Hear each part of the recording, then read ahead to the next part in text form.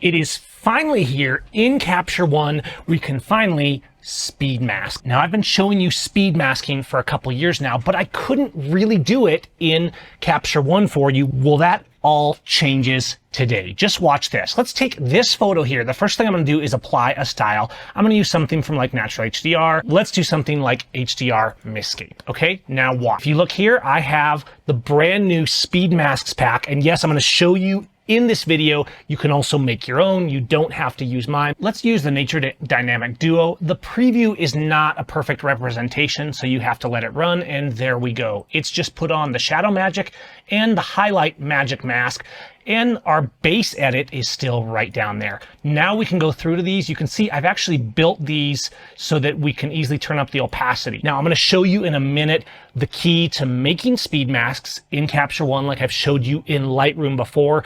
This pack is in the latest download of my Elegant Speed Mask pack. And if you're a Lightroom user, there's also a bunch of updates in this 4.8 update for you as well. I'll touch on those briefly at the end of the video, but because I've done so many videos on speed masking for Lightroom, I wanted to really focus on the newest mask capabilities in Capture One in 2024 and how we can finally now, and this is just with the recent January updates. First, at the end of 2023, we finally got AI masks, and in January, we finally got the ability to save layers and masks into styles in Capture One. This is huge. I've been working hard on this new update to get as much functionality out of Capture One as possible with speed masking. And you can, of course, apply this to the way you edit as well. I'll put links to my speed masks down in the description, and I'm going to show you how they work so you can also make your own. You want to make sure you're up to date. I believe you need at least 16.3.3, something like that. I'm on 16.3.4. Just till recently, even though we had AI masks, you couldn't save them. Unfortunately, there's still a few lacks. We still can't save gradient masks. I'm hoping that will come soon, and when it does, I'll be doing even more and showing you guys more of what we can do. But I've worked around it pretty well with the masks and the AI tools that we have in Capture One, what we are allowed to save in styles, and it's pretty amazing. You can see here that what I've done is I have two masks. The problem with masking and layers in Capture One in the past is that while they were really powerful, you always had to do it on this individual image level. So I could make an adjustment layer, right? I could say, hey, let's make a luma range and let's affect the highlights. So I can kind of select the range that I want to apply it to and go here. By the way, I need to fill this mask, right click, fill mask. Okay, and now you can see what that luma range is covering. Okay, great. So it's a very powerful mask tool. And then when I do that, on that layer, I have all the adjustments and I can shadow and highlight and do whatever I want. I had to do that each and every time. This is what's amazing. Now we can build a mask and I can say highlights, for example, and I can go over here to style. I'm actually in the style panel. I can go and save a custom style.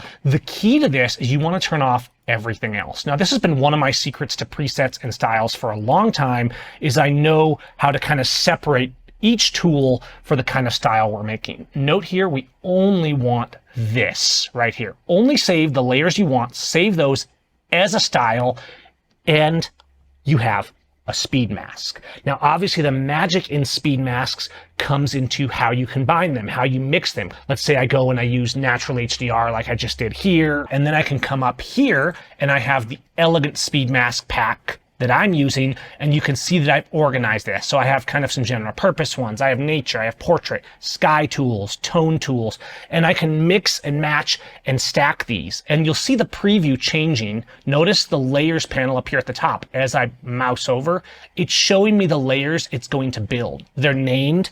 They have their opacity set, they have their settings. So even though it's slightly different, we're able to do a lot like we do in Lightroom, right? And in the Lightroom 4.8, you'll also see lots of updates for the Lightroom presets in 4.8. There's a bit more we can do in Lightroom because masks are a little more refined. You'll notice there's a couple new presets in 4.8, like the Luma Magic Mask, like the magic detail mixer, which is kind of separating the background and the subject with interesting detail. You'll also find these in the Capture One version. What I've done is tried to make a process as simple and consistent as possible. So I haven't actually applied a Blaze Develop preset yet here. If I go and apply Nature People Easy Sunlight, it's going to build my masks, and you'll see them right there. And in Lightroom, I have this really neat ability to turn them all up and down together. Capture One still has some areas that it can grow in this area, but it does have its own advantages as well. So if I come back to here, we delete the mask we just made. Let's do that Nature Dynamic Duo again. You can see it builds the masks, and here we have them here.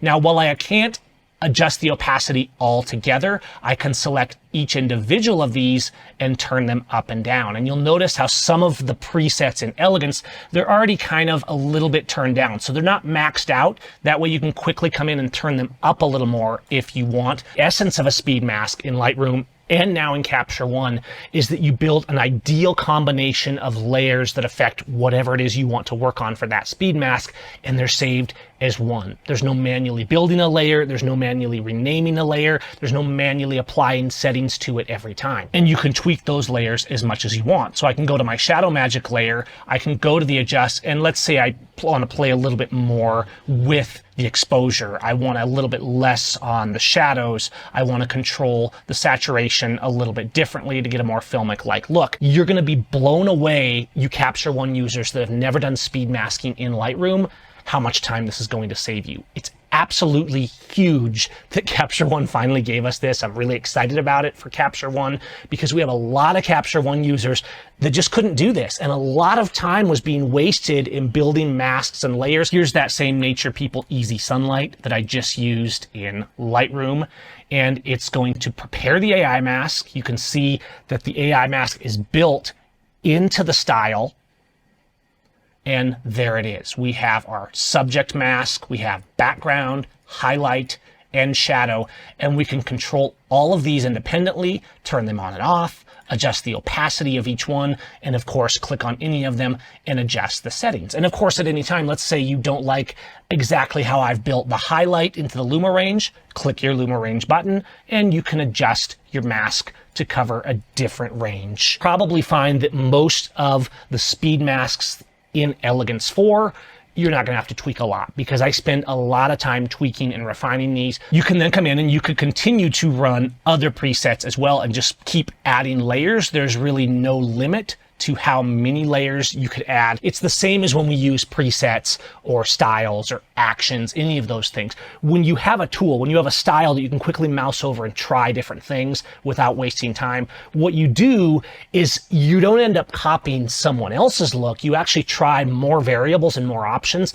so you reach your visualization that you had here with more creativity. Now, we do have some different tools in Capture One. In some ways, we have more tools because when you select a layer, you have pretty much every develop tool in Capture One. So, and that is good. You know, you can have color channels on a layer, things like that, that are a little more limited for Lightroom users. This is really great, and you'll see that I've implemented these into the styles. So while I've tried to make Elegance for Capture One as synergistic with how you use it in Lightroom as possible, you are going to see some differences. There's still actually a few less styles than we see in Lightroom, because in Lightroom, the AI tools are more developed. We have more things like we have sky selections, we have face, eyes, we can break it down more, which of course allows me to make more variables in the speed masking. Hopefully we'll see growth in that in Capture One, as well as the ability to save more. For example, if I do a radial or a gradient vignette, you'll notice that there's this exclamation mark because